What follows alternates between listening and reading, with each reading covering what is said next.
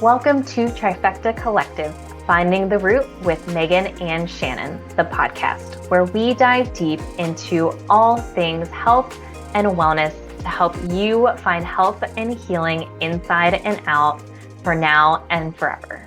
Hello and welcome to Trifecta Collective, Finding the Root with Megan and Shannon. I am Megan Abbott, owner and founder of the holistic health practice Trifecta Collective, and this is my co-host and head practitioner, Shannon Callery. Welcome to the podcast.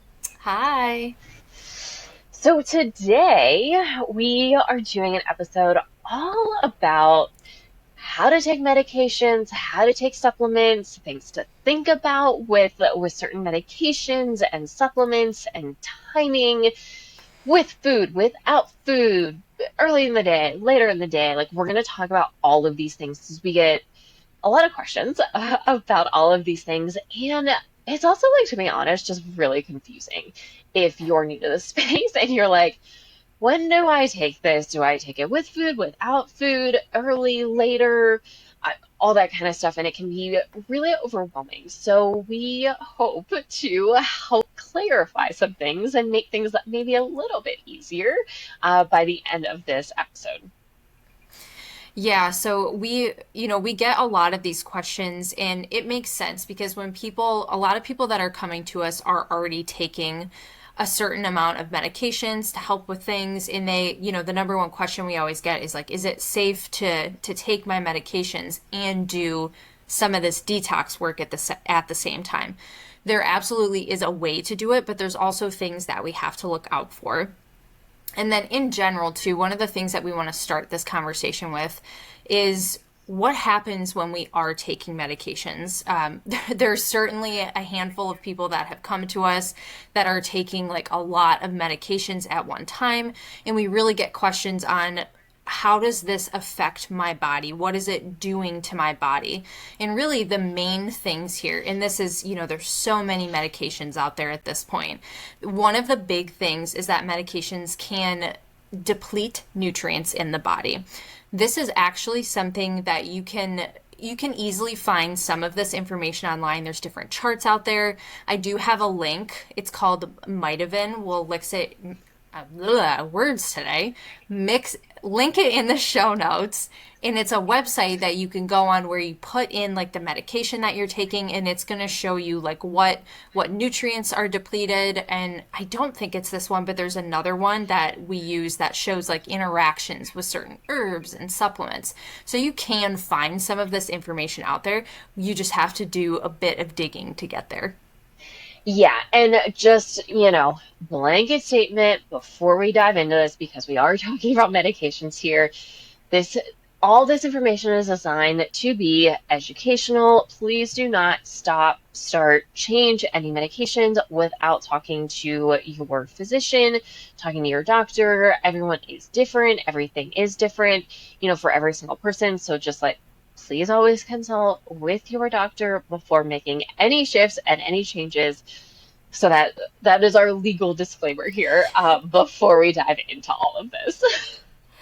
Yeah, absolutely. We are not telling anyone to stop medications by any means, just trying to inform you guys how it actually affects your body, some of the nutrients that get depleted, so you can know the information for yourself. And then, like we said, there are tools out there, you just have to dig a little bit for them, that can help educate you on this stuff. And I believe, this is always a good place to start too, is asking for the actual insert that comes with the medication. You can get a lot of information from that about maybe specific nutrients that you should be adding in while you're taking it that are depleted. So it's just not something common that we talk about. Yeah, and physicians largely will also not discuss this with you unless you ask. And also, just from personal experience, largely they will need to look at the exact same handbook to be able to go through most of this with you.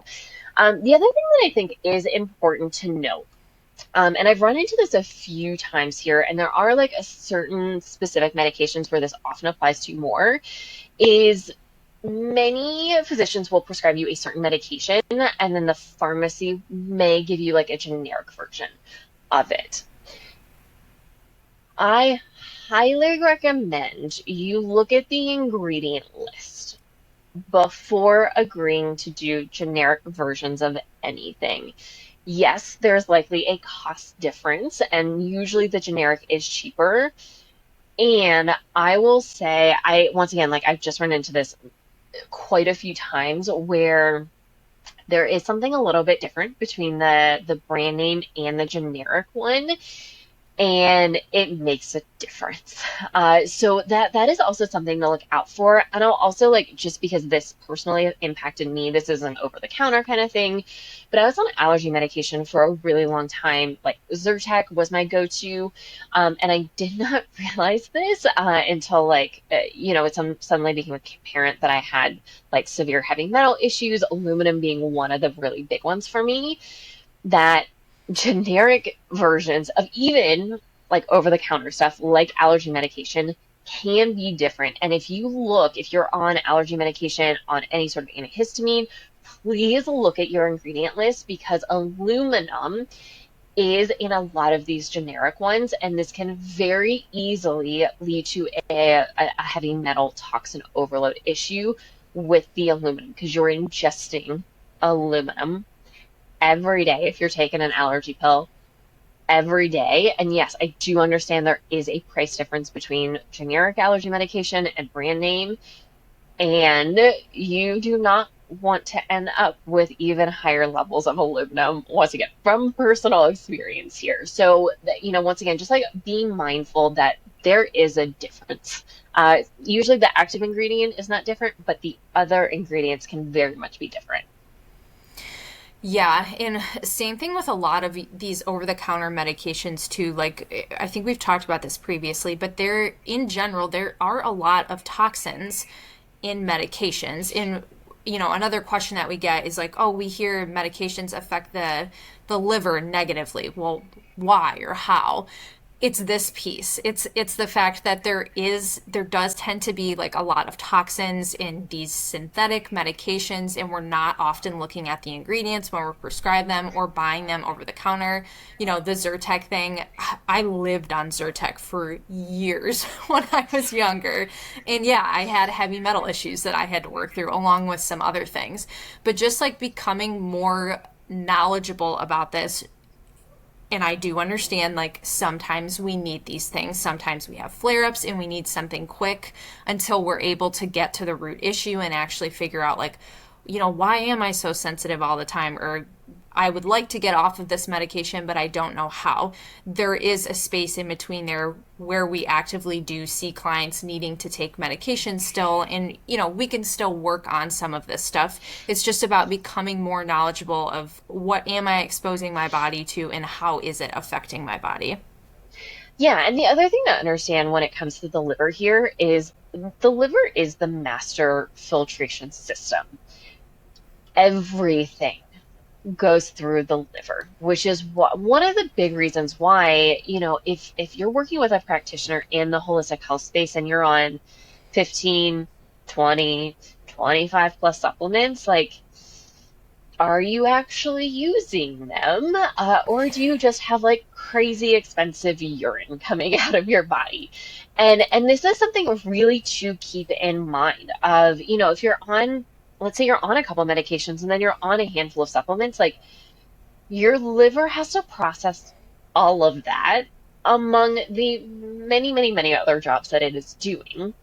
So if we're on a bunch of stuff, medications and or supplements or a combination of those, yeah, it can be hard on the liver because your liver is processing out all of these things. And there are certain medications that are a little harsher on the liver or a little harsher on certain organs than others. And we'll talk about a few of these here in particular, but by and large, like everything has to be processed through the liver. So just like keep that in mind that, the liver, it's a very important organ. It's decently sized and it has a lot of jobs. Like, and at some point it may not be able to keep up with all of its jobs. So just like, give a little love to the liver and just keep in the back of your mind, like how much pressure are you actually putting on your liver? Or is your liver being able to actually like utilize, absorb all of these things that you're on?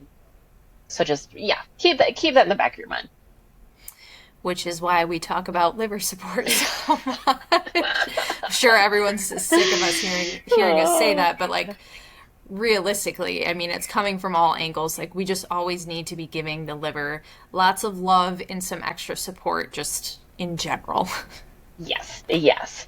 Another thing when it comes to like medications and supplements here, like being aware of the longer term impacts is really important. And we have seen this, I mean, time and time again of, when a medication and I'll even say certain supplements here, like when they come into market, like maybe ask some questions about like what's the research, how long was the research done? Was it something that was meant to like for you to be on for a week or a month versus like have you been Yes. on it for 10 years? And just like things like that, just like questions to ask. And I definitely think about this with like birth control. It is a big thing that comes to mind. Like it was meant to be a temporary thing, not for us to be on for, you know, I was on it for 16 years. Uh, not very well studied, for being on it for over a decade and the long-term impacts and how that really impacts your body. And, certainly if we look at the mechanisms behind birth control, and once again, I'm also not telling you not to be on birth control, and just be aware of what it's actually doing for your body, doing for and to your body. So, like, just keep that in mind. And same thing, like PPIs are another big one. If you have acid reflux or heartburn, like it was studied and meant to be a short term kind of medication to help give you some temporary relief. And I mean, we've worked with people who have been on PPIs for 5, 10, 15, 20, 25 years and didn't understand really what it was doing inside of their body. And then we have all of these things that have now happened. And not saying it's all of PPI's fault. And, probably didn't help anything. So just like a really understanding, like what is the mechanism? What is this doing to your body? I also think about thyroid meds. Like most people don't understand the difference between all the thyroid meds that are out there. And if we look at how Western medicine looks at thyroid issues, they look at TSH, which is really like the brain, not a thyroid thing. They look at potentially free T4, which is a thyroid thing, but that's the inactive form of the thyroid hormone. It has to be converted to the free form of T3, which is the active form that our body uses. And surprise, surprise, our liver does a lot with that. So does our gut. Between our gut and our liver, that's 80% of the conversion of T4 to T3, which is the active form that our body uses. Most physicians are not testing that. Most people who end up with some sort of thyroid dysfunction issue are going to be put on a synthetic form of T4. If you look at levothyroxine, which is probably like the number one, Synthroid being another very popular one, like this is T4. And if we're only looking at the T4, we're missing kind of the bigger picture here. And that's why a lot of people actually don't respond very well to medication and they need to go, they keep raising the dosages. They notice no improvement in their thyroid issues. And it's like, all right, well, do we need a T3 to help support with that? NP thyroid is a really common one. Armor, that's a little bit better and a little bit more holistic in looking at the thyroid. So once again, like these are all just kind of things to think about when you're prescribed something that maybe just ask some extra questions, maybe do a little extra research yourself before going to an appointment. And once again, this is not a stop, start, don't do or don't do this, but just like ask questions and really try and understand like what are you putting in your body and how is this going to impact your body from, positive, negative, neutral kind of standpoint. And is this really the best option for you? And once again, like asking questions, are there other options for me to take? Yeah. Yeah, all good points. And then just as looping back to the PPI medication, which the protein pump inhibitor, so many people take this. Basically, when you have like acid reflux or GERD, they're going to give you this medication to help lower your stomach acid when like 90% of the time the problem is coming from the fact that you don't have enough stomach acid. Then we're depleting certain nutrients from taking this medication. We're continuing to deplete our stomach acid, which, as a reminder, is also like one of our first lines of defense as far as like protecting the gut from pathogens and yeast and bacteria and fungus issues and all the things. So that right there, like if you've been taking that medication for, I don't, 2 to 10 years, we've really seen it all, even longer than that. There's a lot of things that are being depleted during that time. And then we have people coming to us with like the yeast and fungal issues, the bacterial overgrowth, the SIBO, and the parasite stuff. Like, just really, really asking questions and being aware of how it's affecting your body and getting educated on it. I know that the stomach acid thing is not something that they quite understand yet in Western medicine, but there's tons of good books out there about it, really relating to how it affects the entire body and why we need it. So that's a really huge thing. And then same thing with like blood pressure medications, which is another very, very common medication that is actually disrupting the body's natural process of lowering blood pressure because we can do it naturally when things are functioning right.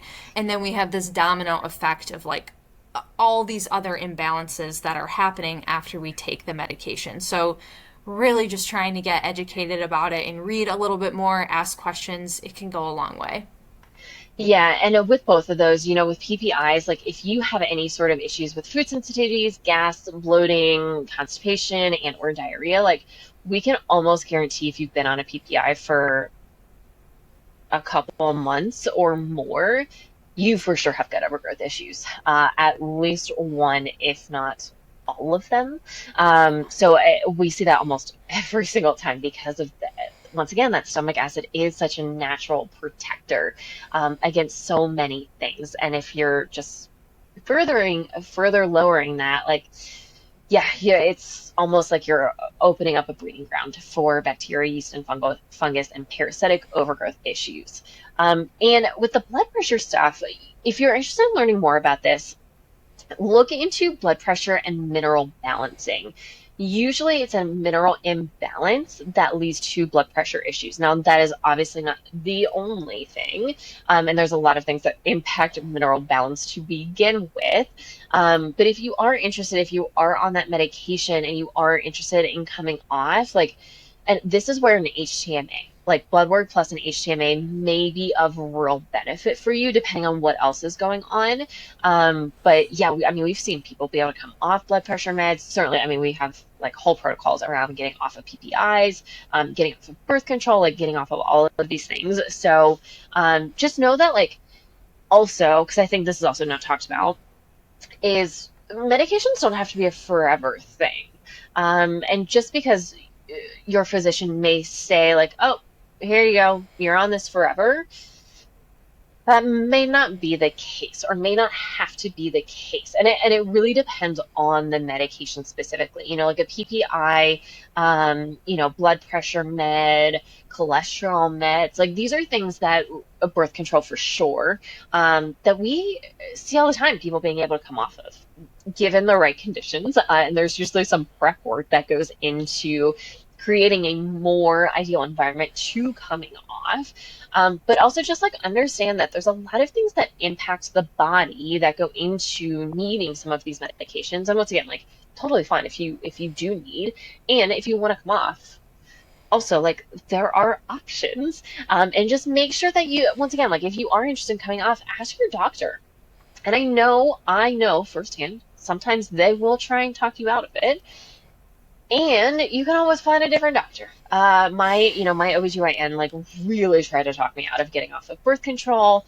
And I was like, look, lady, I have done everything else. And I am like still having this lower belly bloat. Like it feels like my body's attacking this foreign object inside of my body. And like, I just want it out. Like, please just take it out. Yes, it is impacting my hormones. You cannot say it is not impacting my hormones because that is a load of crap.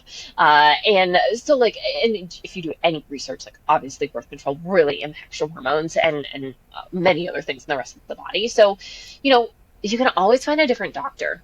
I also had another experience when I got off of my all of my anti-anxiety, antidepressant meds. I couldn't find a doctor to help me get off of them, so I went cold turkey, which please do not do that.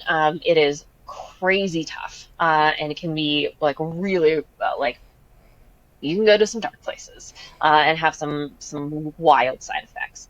So I do not recommend that. And once again, like just try and find someone who will help you get off, who will help you wean off slowly for most of these meds, especially any of like the mental and emotional health medications. There's a lot of options to be able to wean off. We've seen people be able to wean off. There's all kinds of really good books about mental and emotional health, you know, linking gut connection, linking nervous system regulation connection, nutrients, just like overall health, and particularly with mold. You know, if you've got mold issues, like for sure you're going to have mental health struggles, and honestly, like medication may not even cut it very much because of the mold. So these are just all things, once again, like to think about and to ask questions about. Yeah, absolutely. And if you have a doctor who's like not willing to work with you on some of this stuff, just remind yourself that the provider is not in control of you. They are there to help you and to support you. So that's like a big red flag that you might want to go find someone else who's willing to listen to you. Because there does come a point in time for a lot of people, especially if you're diving into some of the more like holistic side of stuff, where you want to start to titrate off some of these medications. And it's very, very doable. And we do see certain times where the medications can be necessary or helpful. I would say, for the most part, a lot of this revolves around some of the fear and anxiety factor. Like sometimes this is all we've been taught, that, the medication is not harmful, it's all good, it doesn't really have negative impacts on the body. And it's kind of like a fear thing when we get to the other side and we realize, oh, like, yes, it actually does, and there's some things that I need to work on. But with that can come a lot of anxiety and fear, and sometimes it can just be like way too much to start this whole process at once. Like start weaning off things, start all the nervous system work and the detox stuff. So we do often see people continue these medications, and then towards the end of the program, when we do have things more in line and in balance, then we can have them talk with their doctor about like, hey, I feel at like a way better place now, and I would like to start getting off of some of this anxiety medication, cholesterol medication. With the cholesterol medication, I just went through this with someone. If the doctor is not willing to do that, ask them to run an NMR panel to give you more information about what is actually going on inside your body with cholesterol. What does it look like? The good, the bad cholesterol. And if they're not willing to do that, I mean, that right there is just like a giant red flag, because that's where we can actually see, like, is the cholesterol that I have good, or is it causing an issue? And if it is causing an issue, the majority of the time, it's because there's still underlying things going on that are causing stress and inflammation in your body. So that's a really big one. Same thing with like the allergy medication. Sometimes we just need it. Like when we're having flare-ups, when we're traveling, if we're in the middle of detox work and we're having things flare up really bad and we have events going on, sometimes we just need to take the over-the-counter medication to help us get through it.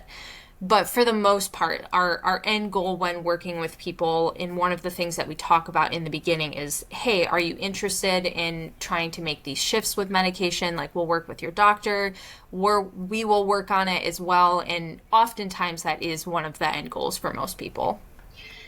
Yeah, and I have run into this quite a few times here. And once again, like if you're looking for a practitioner in that in like the holistic health world, understand that some are super dogmatic and are very almost in their own way, I think, in my opinion, and not really serving and helping people the way that they need to. And that, like, for us, like, you don't have to get off of medications. You don't have to change any of your meds. Like, we need a list of what you're on, but we're not going to force you to get off of anything at any point in time. And we will ask, is this something that you're interested in? Just so we're aware and we know long term, like, at what point may we want to have another conversation and be like, hey, we think it's probably a good time now, to be able to start weaning off, or hey, let's wait on this one in particular. But some practitioners, and once again, like, I've met with so many people who have asked me this question of, do I have to get off all of my meds before I work with you guys? And that's a very confusing question to me, because I was like, of course not, because we want to meet you where you are. And if you're on medications, that's fine. We can work with that. We can work with just about any medication that you're on, or series of medications that you're on, and we're not going to force you to get off of anything. We're going to meet you where you are in your own health and wellness journey and help you support your body. And certainly, yeah, there might be some education of like, hey, just a heads up in case you didn't know, like, this is how this impacts your body, just so you're aware. It's never degrading. It's never a like forceful conversation of like, you should really get off of this. That is not our place. Our place is to support you. And I know not all practitioners are like that. So if you are someone who is on medication, who is looking into more of the holistic health field, be aware that not all practitioners are like us, and very open and just like willing to meet you wherever you are. And some may require for you to be off some things, and that is also not all of us, that require that to happen. Yeah, and another big one that I want to throw in here too is some of the weight loss medication. I feel like that fits perfectly with what we're talking about. That is a huge thing right now. Yeah, tons of medications are out there to help with weight loss, and we have had a handful of clients who are on them. I've had some who are start them, they got off, and their doctor wants them to go back on because naturally, which we've also talked about this before, like this healing process is long. Like, this is not a quick diet to lose 10 pounds in a month or whatever it may be. Like, if you are someone who's looking for weight loss, like, it takes a long time to get there throughout this work when we're doing the root cause healing. So with that, we are happy to support you if you are taking some of these weight loss medications. Our main thing is that, of course, we want to make sure we're getting enough like liver support in throughout this process, and that we're teaching about what should nutrition look like for you, what should lifestyle factors look like for you, what should movement look like, because it's going to be fairly different for each person for the most part. That is our biggest thing, is that we can't just expect to take this medication and not change any of these other factors, see weight loss, or maybe you do see weight loss just from taking the medication and you're not changing anything else, and then you go to stop it and you're right back where you started. It's a rough cycle to be in. So we are truly trying to meet you in the middle there and just teach you how to actually change your lifestyle habits to support yourself, eat a certain way to support your body so you can kind of help maintain this. But again, like, we're happy to support you along that journey. We're not going to tell you to not take the medication or to stop it. That is not our place. But there are other things along the way that need to be shifted and adjusted. And I have very strong opinions on these medications. And I will not share most of them. You can probably guess what they are. And, one thing that really just like, once again, ask questions, just think about some things.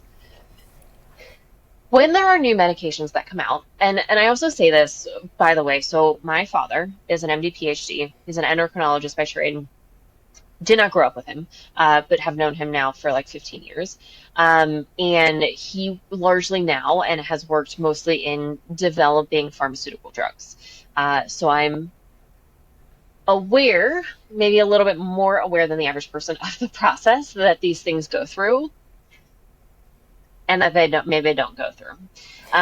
So just like anytime there is a new medication that comes out, I just highly recommend if there's like big fads going around about this, if it all of a sudden like all these physicians want to prescribe it, just like ask some questions of like, okay, well, how much are the physicians being paid to prescribe these medications? And are there requirements for the physician to be paid? Like if half, like 50% of their patients are on a certain medication, like they may get a bonus or they may like be entitled to some extra money. Like, by the way, that's a real thing. And there's another really big one that comes along with this, which we're not going to talk about. But if you have children and there are schedules of different things that you can give your child to protect them. Once again, I'm not going to share my opinions because it is really mixed when it comes to a lot of these things. But like once again, just like ask some questions of like a lot of times these physicians do get bonuses and do get paid larger sums of money when a certain amount of their patients are on certain medications. So once again, just like this is not pro or against anything. This is just ask some questions, do some research by yourself. But also, who has this been studied on and for how long? Before the 1990s, almost no studies were run on women. So any medications that were developed in the 1990s or beforehand, you know, maybe just do your own research of like, were these ever tested on women, on premenopausal women, on postmenopausal women? Just like some things to look into. And then also, what was the duration of the study? Was it someone on this for 6 weeks? Was it on someone who's done it for 12 weeks? Was it for a year? Was it for 5 years? It's almost never 5 years, let alone 10 years, which usually in that 10-year mark is when a lot of medications get pulled from the market. Really classically, this was many years ago now at this time, but there was medication to help people get off of cigarettes and to help in that weaning process. And then it came out not terribly long ago that this medication caused cancer at higher rates than any sort of cigarette use ever did. So once again, like this is not saying like medication is good or bad. Like this is a please just like do some research, ask some additional questions because sometimes even the doctors don't know. I mean, like if we think about how many medications are out there, like does your doctor really know all of them? By the way, I'll tell you, no, they don't. Especially the one of the really big issues that I see, which is like you definitely want to see a specialist for this. And this really goes for a lot of different medications, but if your primary care physician prescribes you psych meds, antidepressants, anti-anxiety meds, like I will highly, highly encourage you to see a psychiatrist who prescribes versus a primary care physician. Once again, I was on these medications for a decade. I was on all of them. Almost any of the ones that were around 20 years ago, I was on at some point over the course of a 10-year mark, and I was usually on a combination of them. Don't let your primary care physician prescribe these meds. Go see someone who specializes in this to get these medications because they will know more about specific medications, dosages, combinations of meds that will likely be better for you. Same thing like thyroid meds, like go see an endocrinologist. Once again, like not all endocrinologists are good. And primary care doctors often, not always, but often not the best to prescribe some of these medications. Yeah, that's a really valuable point. Same situation for me when I was younger. I was prescribed a handful of different, especially like psych medications, and they were not all coming from the right person per se. So yeah, that's really valuable advice and something to think about, especially with just again like the asking questions on the testing and how long and on who. And I also know that that can feel a lot of this can feel heavy because it is a lot of work. You're like, oh, great. Now I got to like go dig and find all this information on my own. I'll tell you what. I mean, there are certain people out there now who have created some really great websites to kind of like fast track these processes. They have all the information in the latest research on different medications and even like some supplements too. I don't know any of them off the top of my head, but they are out there. You can search for them. And it's just like you want to look at this stuff, especially if someone's telling you that you need to be on this medication. Like, you want to know how it's going to affect your body and any like long-term effects from it. Same thing with certain supplements too. Like, that's why we are very picky and we pick and choose which companies we work with. We do look at how much like research and data do they have on what they're putting in their supplements. How are they formulating them? And then same thing goes like when we're buying supplements. We've talked about this before. Got to be super careful buying supplements off of like Walmart and Amazon and all of these other places. Like, you have to know, are they coming directly from the seller? There's just a lot of kind of detail and maybe a little bit more effort than you think needs to be put into some of this stuff. Yeah, and here's the thing that I always think about, like, this is my body. I only get one. You don't get another body. And so, like, what do you want your life to look like? If you're our age or younger, like, what do you want your life to look like in 20 years, like 30 years? Just once again, like, just things to think about, questions to ask, research to do. Especially, like, there are some medications, once you start, like, you it can be very challenging to get off. Thyroid meds is the one that comes to mind the most of, when we start supplementing with certain things that impact certain types of hormones specifically, our body can stop naturally producing those things. And once again, like, I absolutely believe some people, we'll say some, would benefit from certain thyroid meds because of whatever is going on. Like, if you have your thyroid removed, like, yeah, for sure, you have to be on something. Like, it's a real important organ, and some people do need to have it removed because they've got a whole bunch of nodules and all kinds of stuff going on here. And once again, like, just ask questions of, like, if I start this, is this something I'm gonna have to be on forever? And especially if you have, like, once again, like, very personal for me, like Hashimoto's, yeah, medication was recommended. And, even like what I would consider better medication, Armor, or NP thyroid was recommended to me. And I said no, because I was like, well, let me see. This is not like a no forever no. This is a, hey, let me give this like 6 to 12 months and let me see what I can do. Like, let me make some nutritional changes. Like, let me start doing some other stuff here and let me see if it works, because I don't really want to be on medication forever. There's also no shame in having to be on this, like, by the way. And for me, that was the right decision because I was able to reverse or put my autoimmunity in remission. And that is not the case for everyone. Even if you've been on certain types of meds like thyroid meds, sometimes you can get off. Sometimes you can't. And it just kind of depends on the person. But it's worthwhile to think about that once again. Just like, long term, what is your life going to look like, and how is this going to really impact your body? And once again, just like, think and ask some questions about this. Yes. So then this poses the question, if you don't want to do medication and you do want to dive into some of the root cause healing stuff, or you already are on medication, what does that look like? How do I take this medication and use some of these supplements and other tools without, making sure I'm not having like a bad interaction? There's certain things when it comes to supplements that we have to look out for. Like, general rule of thumb, we say keep all medications an hour away from supplementation. That way, there's no mishaps of taking anything too close together, and we don't have to worry about that right off the bat. And by the way, I've never, not once, had issues with people taking medications and going through some of this detox work that we do, not one time. It's been completely fine. So just as like another blanket statement.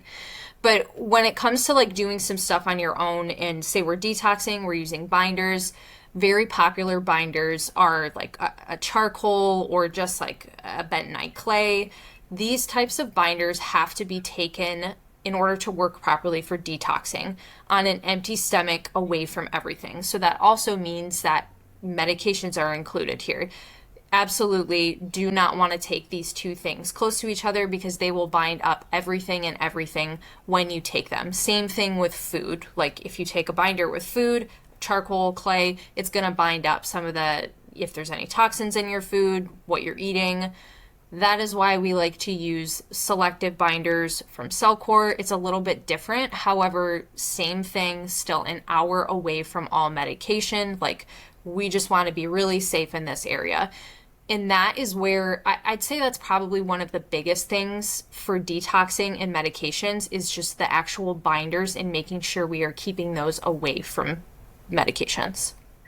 Yeah, and if you're on a bunch of supplements, a bunch of meds, and this is like, I have a client right now who I've worked with for a very long time, just like by the way, like well before I started this business, this particular business, like we were working together and we're recently like, I'm just like offering a second opinion on some things that she has been doing. 'Cause she's had a lot of really good results, and there is some stagnation going on. And, like looking at, I put her medications and her supplements all on a spreadsheet together, and I was like, this is a full-time job. Like, I honestly like don't even know how you do this between like you make every meal from scratch fresh because she's got like still has massive histamine issues. She's on quite the list of medications, quite the list of supplements. And I'm like, I don't know how you keep this straight. Like, and I'm like, one of the easiest things we can do is like take out some of these non-selective binders and just give you some cell core binders because like, man, that's like, 2 hours after a meal, 30 to 60 minutes before a meal, like having to worry about that, having to take it away from like all food, all medications, all supplements, like holy moly, like when do you have time in the day to like take all of this stuff? So, if you fall under that category, yeah, binders, while they can be good, be very mindful of which ones you're taking, and it can definitely cause more of a headache than help sometimes. I actually just want to go back to one thing here real quick before we continue on with like the supplement piece. I just want to go back to cholesterol meds, just real quick. So I specialized in working with advanced age clientele or advanced age population, which by default, and I don't necessarily agree with this, anyone over the age of 60. I still think 60 is like quite young, especially for a lot of people. Like, I mean, I've met some 60-year-olds where I'm like, you could easily be 40 and I would never know the difference. So, like 60 plus. And some doctors are just like, when you reach 60 or 65 or 70, or sometimes it's 40, you are on cholesterol meds. And they just put everyone on these cholesterol meds, which, I just like look back now and I'm how can you be justified in that? And they were not running, by the way, they were not running an NMR lipo profile. This was not from a cardiologist. This was from a primary care physician. And one thing that's important to understand, I just had this conversation with one of my female clients going through menopause, is that as we get older, our cholesterol should increase. This like arbitrary 200 mark, like I don't know where they got this like 200 number from of like everyone should be under 200. I'm like, I know, no, totally disagree. So just like keep that in mind that as we age, our cholesterol should increase. Now, should it be like 500? Also, no. And there's a lot of things that could impact cholesterol. And as women, our cholesterol should be higher than men. Because once again, if we like dig into the research, like what is cholesterol? Cholesterol is neither good nor bad. And I know they like to label LDL the bad one, HDL the good one. Cholesterol and lipids are carrier units. They carry things throughout our body. Two of the big ones that they carry are hormones, which women, we have quite the variety of hormones, and our hormones shift in cycles versus men have a 24-hour pretty easy, pretty, low key kind of cycle. But we don't have that. Even when we go through menopause, our hormones are, they vary hour by hour, minute by minute, day by day, week by week. Like all of that stuff is supposed to happen. In which case, we need more cholesterol because we have more hormones to transport. The other thing it does a lot with is neurotransmitters, and carrying neurotransmitters throughout our body. And so if we think like, okay, well, if we don't have enough cholesterol, which I've seen plenty of people be on too much cholesterol medication, in which case their cholesterol is what we would consider like trending quite low. And it's no wonder they have anxiety issues, they have depression issues, they have some cognitive issues going on. And it's because they're on too much medication. And we can see these shifts, especially as we start to change some nutrition and lifestyle and add in some movement and add in like stress management, the nervous system regulation side of things. Like, and if your cholesterol gets too low, which can also happen for a variety of other reasons, toxin overload issues is a big one. My cholesterol was really low, and no one mentioned it to me for many, many years. And of course, I was still dealing with anxiety and depression because my cholesterol was like 120 for the total, which is super low. But even at like 140, 150, 160, like depending on your age and gender and all that kind of stuff, like that may not be enough cholesterol for you and your body. So just some things to think about when it comes to the cholesterol side of things. And I know like no one talks about low cholesterol, but it is something that we see, especially with some of our like pretty significant like toxin overload clients, a lot of our mold clients.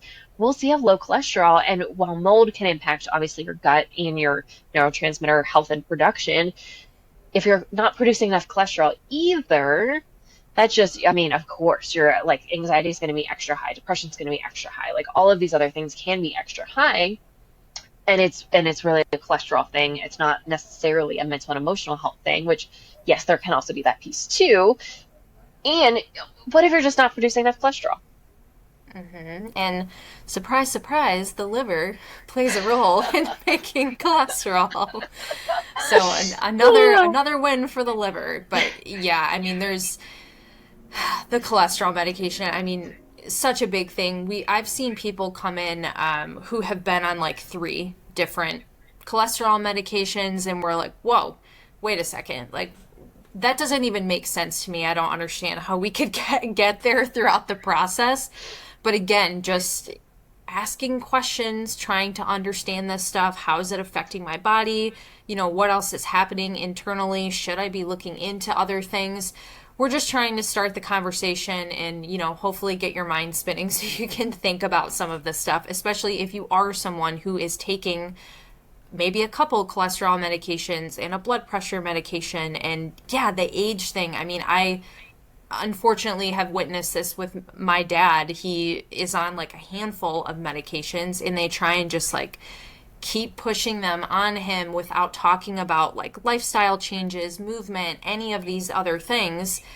And, thankfully he has me to annoy him and pressure him about this stuff. But not everyone has that. So it is just so important to ask some of these questions. Yeah, and here's the other thing, and with my partner going through his cancer treatment, we've also run into this too, and it was a little bit of a joke. But he, fortunately at the Mayo Clinic, they have a really good integrative, I'll say really good, but they do have an integrative program, in which case, my partner had a meeting with a dietitian. I chose not to be part of that, but I did listen from the sidelines because I thought it would be too tempting for me to like hop in Mm-hmm. and ask some annoying, we'll say, questions that she may not appreciate. So I just removed myself a little bit from that situation. But, like, here's the thing too, like registered dietitians can be good. We have worked with many registered dietitians in our practice. Same thing, nurses. We've worked with a ton of nurses. Amazing. They do amazing work. And keep in mind, they were still trained by the same Western medical system as these physicians. And so, once again, like I just having worked with a lot of like people in advanced age, I'd always ask like, oh, you met with a registered dietitian, like what did they recommend? And I'll tell you, 99% of the time, and my partner, I laughed so hard after our call of like their protein recommendations, their calorie recommendations, and their diet recommendations. It's almost always a Mediterranean diet, which like good, yes, I get it. And that's such a blanket statement. And that's, like for my partner, he is like almost 6 foot. Like I mean, his weight is down right now. Ideally, he would be at like a 160, 170 kind of thing, and he's not, I think he hit, I think 150 at our last weigh-in, which is a 5 or 6 pound gain, which was great to see. But his recommendation was 1,900 calories a day, 80 grams of protein. Oh I my God. almost leapt out of my skin when I heard that recommendation. And I'm like, I wouldn't recommend that for me as a 5'5", 35-year-old female. Like, no. And I mean, he's quite active. And, obviously with cancer, it's a real hit or miss on that, depending on how he feels. But like, 80 grams of protein, like bare minimum, 100, really for just like women, let alone a guy who's like almost 6 foot tall. Like, absolutely not. So just like, once again, like keep that in mind. Yeah. So, yeah, I completely understand you stepping out of the dietitian thing. I have had Yeah. to do that before. So, for not to go too far into this, but for our insurance, we have to do like a thing every year, fill out like this nutrition questionnaire, which is very, very like not in line with what we teach and what we believe. And my partner's always like, he asks me every year, help me fill this out so I can sound good to them. Like, if they don't want to know that you're eating red meat more than one time a week or anything Yeah. like that. So it's unfortunate that it is that way, and it's almost like a game that you have to like play into a little bit if you don't know the other side. But, and we're not shaming dietitians here because there are some good dietitians out there. Actually, one of my favorite like recipe websites was created by two real food dietitians, and I love them. They create great recipes. It just, most of them who are trained well go on to get additional training in like some sort of real food after, and actually, want to understand like how real food can affect the body. I've seen or been recommended to see dietitians in my past when I was dealing with like the low FODMAP stuff, the SIBO, all the things. So again, just more things to be aware of, more things to ask questions about. If something doesn't feel right to you, bring it up, ask questions about it. Like, people typically should not be offended or ashamed by that. And if they don't know the answer to something, then, that's what they say. And you can continue to research and find the answer yourself.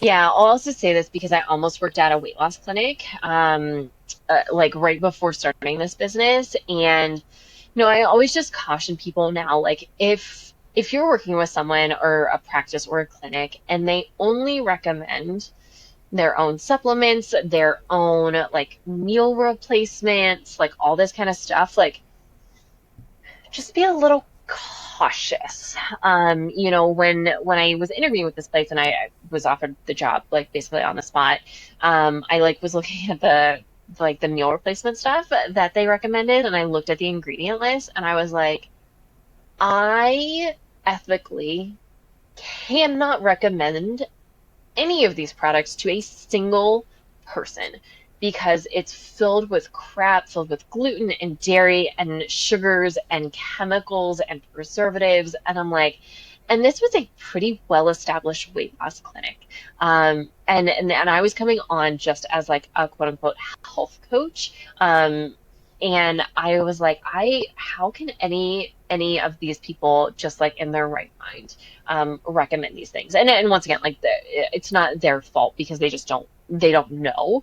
They're just not aware. And as someone with even a real basic understanding of nutrition at the time, like I was like, I absolutely not. Like I cannot work here because I'm going to tell people something that's like totally off script of what this company was recommending and all that kind of stuff. So once again, just like be a little mindful and wary of places, doctors, nurses, RDs, like any of these people who may recommend very specific things that maybe are their own, and you have to buy them there and you have to buy only their brand and all that. That is always such a red flag to me. Oh, yeah, definitely a big red flag. And even we're talking about medications here, and a lot of medications are synthetic. That doesn't mean that that doesn't apply to other things, like supplements, like, protein drinks or weight loss drinks. Read the ingredients and type them into the EWG or to Google, see what comes up for them, because a lot of this stuff in these like pre-made drinks or weight loss shakes is synthetic, and it's actually doing some of the same harm as the medication can do. Like, just because we're consuming it in a different form doesn't mean it's not affecting the body in a poor way, like especially on digestion in the liver. Some of these like fake sugars and other chemicals, they can also deplete nutrients and disrupt the body in other ways. So it's really like full circle here for everything. Yeah, yeah. And once again, if you're like, no, the studies show this is fine, like, once again, just like maybe ask some questions about the studies of, were they done on women? Were they done like how long were the studies? Who funded the studies?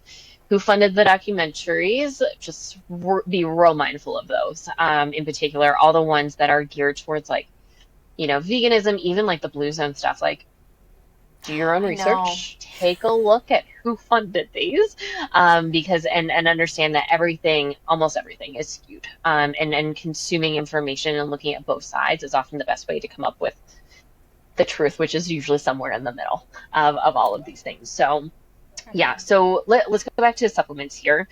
So with a lot of supplements, we want to look at timing for a lot of these things because it really matters. And we've seen people have some potentially negative reactions because they didn't necessarily like look at the timing in particular areas of like when and how to take some of these things. So I think like the easiest one is like fat soluble ones versus like water soluble vitamins. Any fat soluble vitamins, two things. One, they usually need to be taken with food.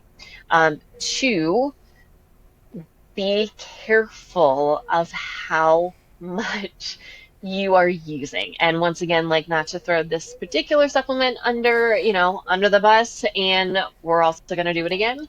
Vitamin D. So vitamin D is a fat soluble vitamin. It should be taken with food in the morning. It should not be taken later in the day because it can be a little bit stimulating. And because it is fat soluble, it is stored in our body, which means it's not that hard to get too much. So we just need to be really mindful of how much we're getting specifically of fat soluble vitamins because they do get stored in the body versus, like B vitamins are water soluble.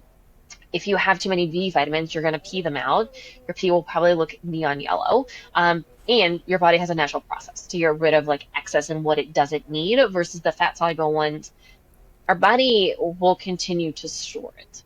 In which case we can get the, like feel better on it because it's masking, and playing a role in our immune system. And, you can easily, I won't say easily, but you can absolutely end up with too much of certain things, which is where doing regular lab testing really can have a lot of benefit to make sure our body's getting enough of what it needs and also not too much of what it doesn't need anymore.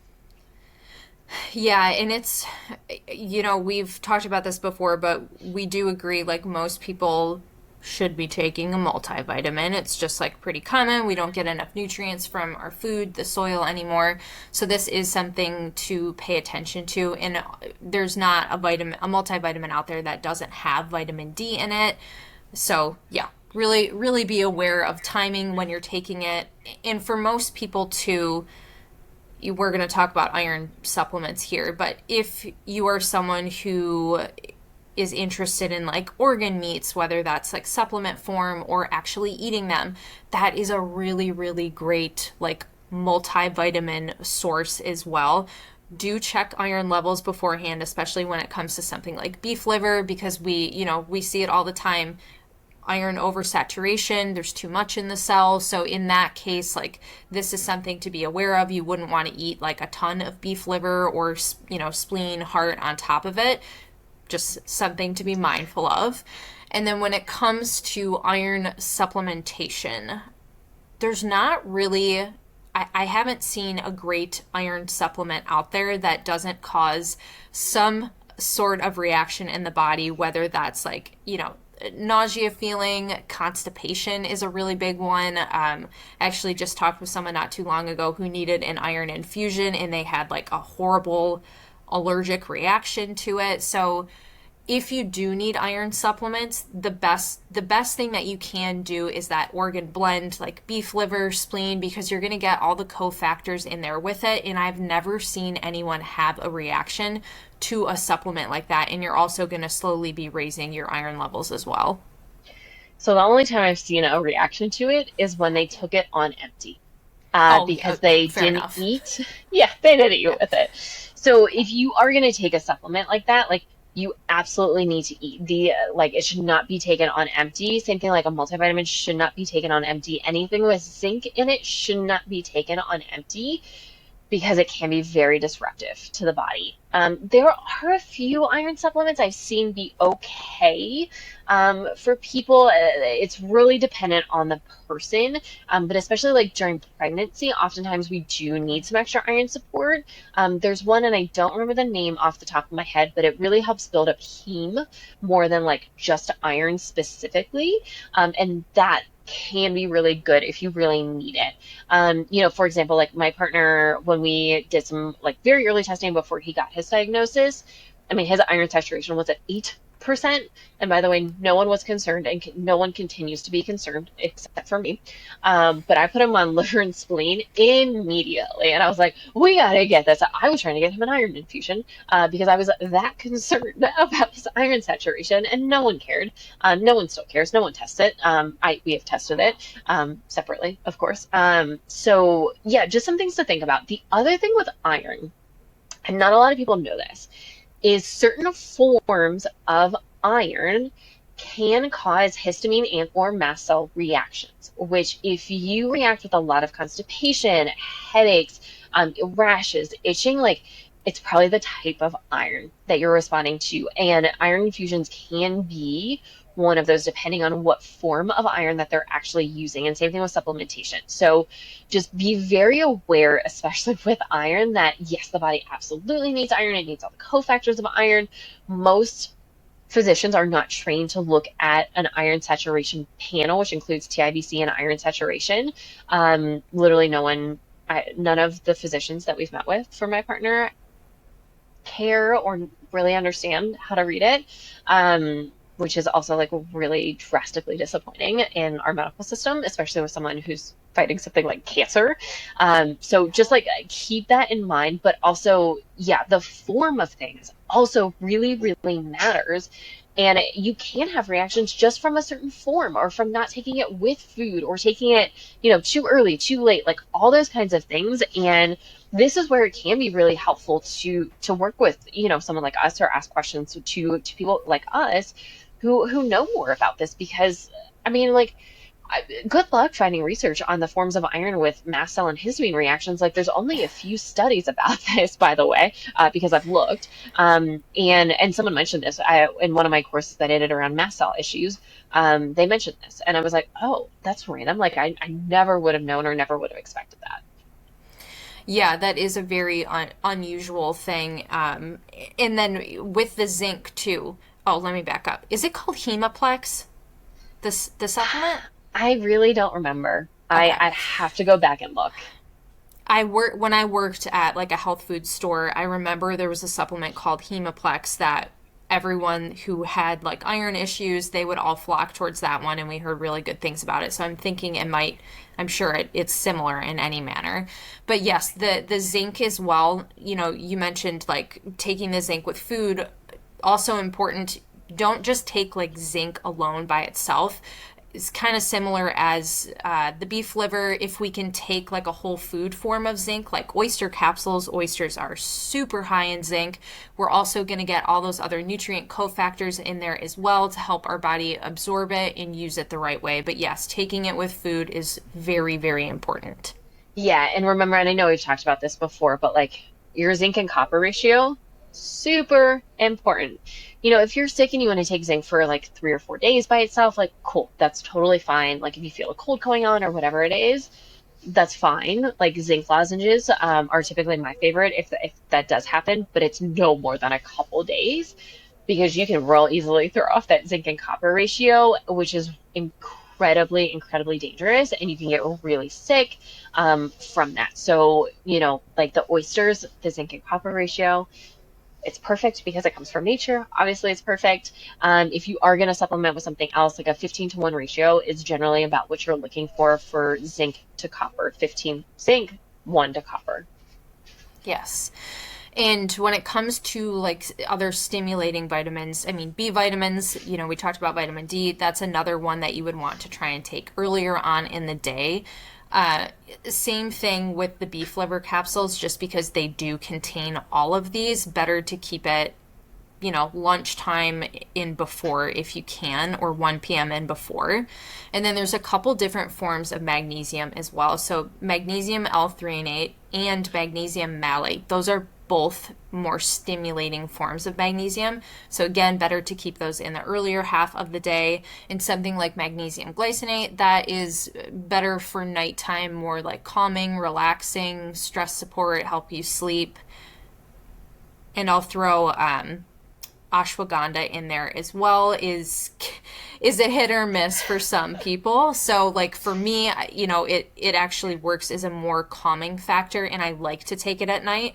For someone like Megan, it's actually stimulating, more of a daytime thing. So that's one that you may have to play around with a little bit.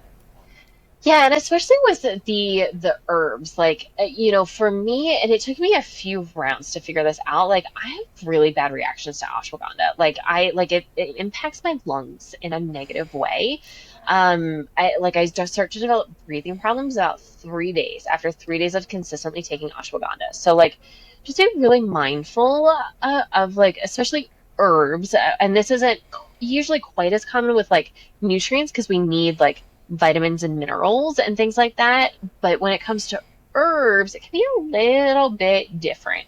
And especially like if you think about adaptogenic things, they're supposed to help our bodies adapt. And that doesn't mean your specific body adapts to it the way it's technically supposed to work. It's the way your body's responding because it's what it does or need or does not need. Those are all just kind of like things to kind of think about. Like especially with the herbs or anything like adaptogenic kind of in nature. I'll say like cordyceps, if we think about like throwing some other ones in here, like cordyceps largely taken better for most people earlier in the day because it can increase energy. It increases like oxygen volume. So it can be good for like before a workout or something, but because of that, it can also like give you some energy and be a little stimulating. Anything for the like really specific for the brain, like a magnesium L-threonate. I think like lion's mane typically better during the day versus like something like reishi, which is typically a little bit more calming and soothing, typically better later in the day. And I also used reishi for people with very high anxiety earlier in the day at low dosages, and it's worked beautifully. So everyone is different. And just like being a little bit mindful and aware. And then sometimes it's a little bit of a test. Like, let's see how this impacts your body, and we're gonna have to kind of play around with it a little bit. Yeah, and that's where that like bio-individual approach comes in. Like not all supplements or especially herbs are going to be good for everyone across the board, and sometimes we don't know that. Like we have to play around with some of these when it comes to certain people and how sensitive they are, and just see how it affects their body. So yeah, that's a really great point, something to be mindful of, especially with the society that we live in now, like social media. Lots of supplements get pushed on there. Everybody wants to try them. Some people don't react well. It's very different per person and what's going on inside your body. Yeah. Yeah, so those are all just like good things to be mindful of, and I mean we could probably keep talking here for quite some time, and just like run down supplements. But that I think that's a good overview and at least a good starting point. Certainly, if you have questions, like leave a comment, send us a DM, send us an email, like and we can always touch on it on a different episode or on, on a video or a story or a reel somewhere on social media. Like we could always do that too. So, but I think that's a pretty good baseline there. Any other like last little things you want to add? No, I think I'm good. Okay, cool. So thank you for joining. Thank you for listening. As always, reviews mean the world to us. Please like, subscribe, follow any of the 5-star reviews if that resonates. Like really, really, really mean a lot to us. So thank you for listening, and we'll see you next time. Bye everyone. Thanks for listening.